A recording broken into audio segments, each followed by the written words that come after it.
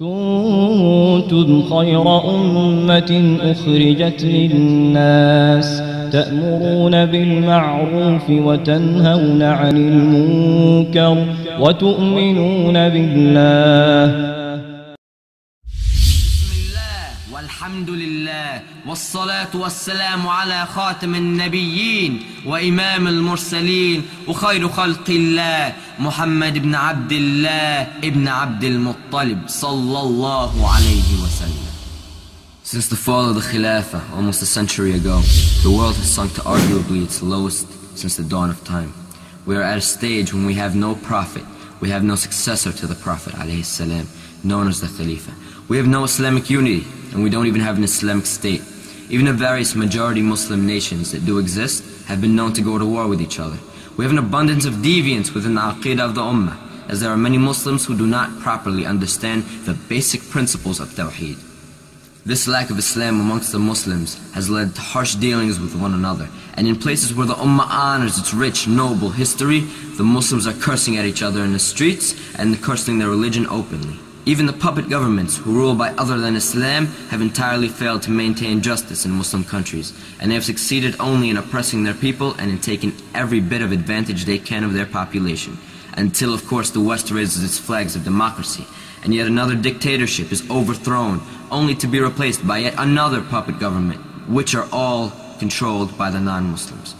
We as the Ummah of Muhammad sallallahu alayhi wasallam have sunk to lows which we may have never before seen in our history. We are in a state of almost complete and utter economic and political decay, and this status of virtually all-encompassing defeat to the Muslims seems as though there is no light at the end of the tunnel.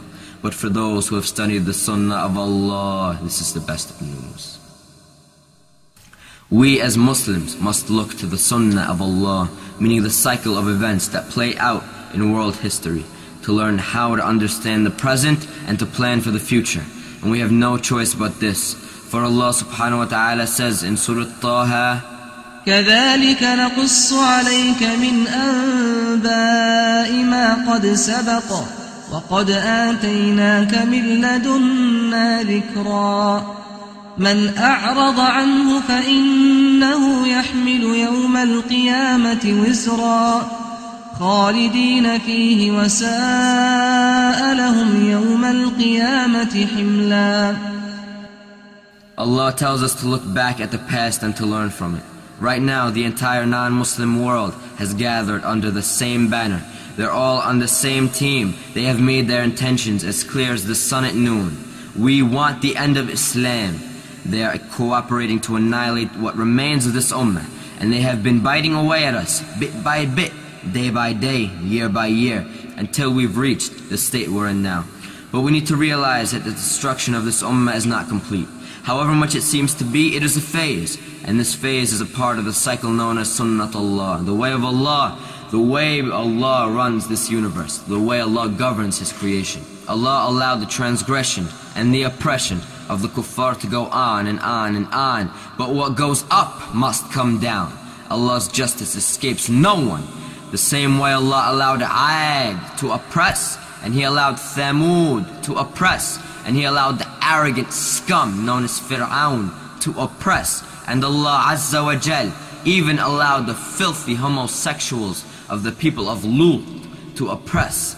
But when they were reminded over and over and over and refused to return to Allah, Allah sends down His wrath upon them and completely and utterly destroys His enemies, and Allah never fails to make successful His believers.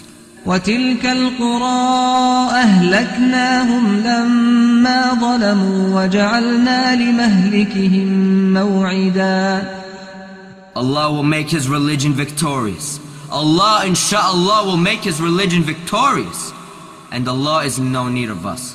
Allah can tell Islam to be successful, and instantly it will be, even if it be without the help of a single Muslim.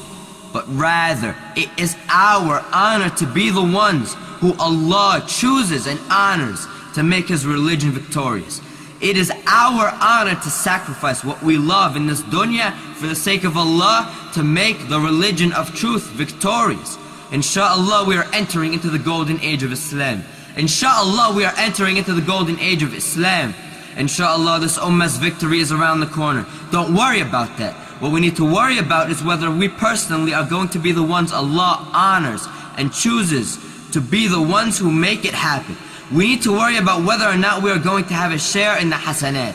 Inshallah, we need to worry about whether we are going to be the means by which the flag of La ilaha illallah is raised all over the globe, or whether we are going to be like the munafiqeen. Are we going to be like the munafiqeen who say nothing, who do nothing, and shy away from any type of sacrifice for the sake of Allah? Are we going to be the low ones who would not even sacrifice a finger, let alone our lives, for the sake of Allah?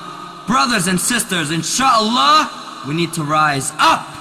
Where is the Abu Bakr of this ummah? Where is the Umar ibn al-Khattab of this ummah? Where is Uthman? Where is Ali? Where are the lions of this ummah? Where is our modern Khalid ibn Walid? Where is our Hamza ibn Abd al-Muttalib? Who are the revivers of this ummah? Where can we find the Salah ad-Din of this era? Where is our new Ibn Taymiyyah? Brothers and sisters, inshallah, it is us. The legends of the past have done their parts.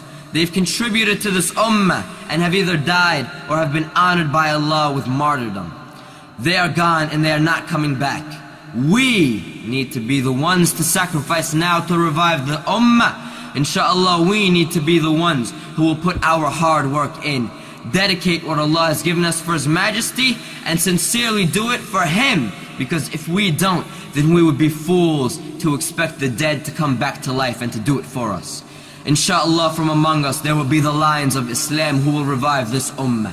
There will be the legends that future generations of Muslims will look up to as role models to revive the future of the ummah of Islam. But we need to play our parts. If we want Allah to honor us, we need to beg Allah subhanahu wa ta'ala to choose us to revive His religion.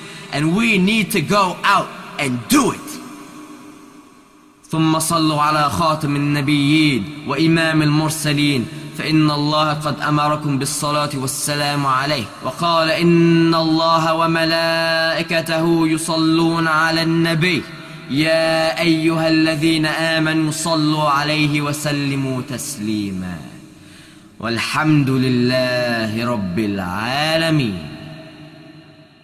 ولا تهنوا ولا تحزنوا وأنتم الأعلون إن كنتم مؤمنين.